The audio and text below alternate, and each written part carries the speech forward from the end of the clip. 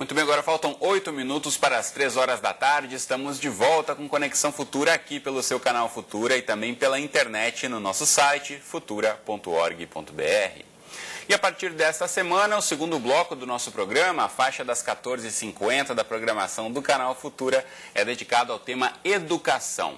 Todos os dias, uma entrada ao vivo do Conexão Futura vai apresentar o tema e logo em seguida um episódio da série Nota 10 mostrará iniciativas de sucesso. E hoje, nessa estreia, a gente conversa com o nosso consultor de educação, Celso Antunes, que está aqui ao meu lado, sobre o objetivo dessa iniciativa de discutir a educação de uma forma ampla e como elemento essencial de formação para a vida.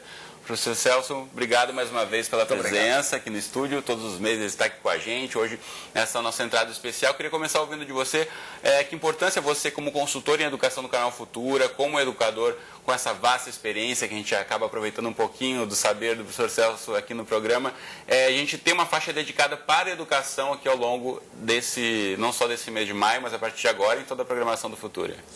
Eu acho imprescindível, acho que é uma lacuna que se preenche, porque infelizmente ainda prevalece no país a ideia de que a educação está circunscrita ao espaço da sala de aula. Educação é o lar, educação é a vida, educação é o sexo, educação é a droga, educação é o meio ambiente, educação é ensinar a gostar de ler, educação é complementar o trabalho escolar no lar, e realmente esse espaço vem preencher uma lacuna que eu tenho a certeza será de importância imprescindível e inadiável. Bom, em uma das temporadas de grande sucesso do programa Nota 10, que começa também agora nessa faixa das 3 horas, falava da primeira infância. E como o senhor já disse, educação não é só o espaço da sala de aula ou do pátio da escola mesmo. Educação começa bem antes disso, mesmo ainda, né, no ventre da mãe o bebê já tem o contato. E esses primeiros momentos do pai ou da mãe, ou dos cuidadores, ou dos pais e familiares que acolhem essa criança, mesmo antes de idade escolar, são fundamentais. Esses contatos, a forma como é conversada com a criança desde pequeno, né? Muita gente acaba não levando em consideração a importância dessa formação tão inicial nessa idade tão baixa, né, professor? É verdade, Cristiano, é verdade, porque o cérebro humano, da fase da vida pré-natal, final da gravidez, até os 2, 3 anos de idade, ele está naquele processo de ebulição, de desenvolvimento, onde tudo se absorve e onde realmente se plantam as sementes de tudo aquilo que se quer fazer. Guardando-se as devidas proporções, se esqueceu o tempero da sopa e colocou depois que a sopa está pronta, quebra um galho, mas o paladar é imperfeito. E isso também ocorre com o da criança. Se depois dessa primeira fase não se deu aqueles estímulos necessários, alguma coisa pode ser feita, mas o essencial se perdeu. Bom, em um dos seus livros fala bem dessa faixa etária, dos 0 aos 3 anos, também é de fundamental preparar até a criança. E eu pergunto para você, os pais muitas vezes, falta um preparo para os pais pensarem como vão encarar a educação dos seus filhos? Falta esse preparo, falta a ideia para o pai, para a mãe, eventualmente para um atendente qualquer, de que na hora de dar um banho, na hora de dar o alimento, na hora de propor um desafio, na hora de dar um brinquedo, você pode estar estimulando inteligências, você pode estar abrindo horizontes, você pode estar tornando aquela criança muito mais apta para enfrentar desafios que virão depois.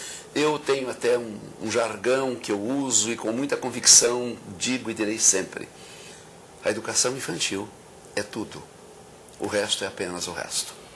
Bom, isso acaba aparecendo muitas vezes mesmo em decisões de poder público, quando vão decidir em investimentos na educação infantil. Infelizmente ainda passa aí por um olhar que muitas vezes não recebe tanto investimento, como se não fosse uma prioridade, como de fato é fundamental para a formação da criança nesse iniciozinho da vida escolar, para o restante da vida dela, seja no ensino fundamental, no ensino médio, até mesmo chegando a uma graduação.